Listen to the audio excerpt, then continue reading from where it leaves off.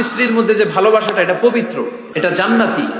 এই ভালোবাসা জান্নাতে শুরু হয়েছিল সাইয়েদনা আদম আর হাওয়ার মধ্য দিয়ে। চিল্লায় এখন ঠিক না?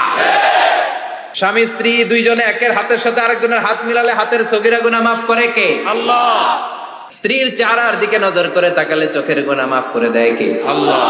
স্ত্রীর জন্য প্রতি মাসে যে খরচ দেন, এই টাকাগুলো সদকা দেওয়ার সওয়াব আছে না নাই? আছে। ফুল কিনে দিলে সওয়াব আছে না নাই? আছে। ভালোবাসার গান শোনাইলে সওয়াব আছে না নাই? তোমারে লেগেছে কত যে ভালো, চাঁদ বুঝি তা জানে, রাতেরও আধারে দোসর হয়ে তাই সে আমারে টানে, চাঁদ বুঝি তা জানে। ঠিক কিনা? আজকে পারবেন না শোনাইতে রাত্রেবেলা? পারবেন? পারবেন? পোলা পাঞ্জা কয় পারবো। তোকে তো একটা বিয়েই হয় নাই, বিয়ার পরে শোনাইস। তো এই ভালোবাসার গানগুলো শোনালে নিজেদের মধ্যে একটা ইন্টিমেসি তৈরি হয়। বিশ্বনবী এরকম স্ত্রীর সাথে খুনসুটি করতেন, ভালোবাসা করতেন। এটা হালাল, কিন্তু এটা জায়গা মতো না করে ভাবির লগে করলে মায়ের আছে না নাই? ভালোবাসার গান জায়গা মতো শোনাতে হবে।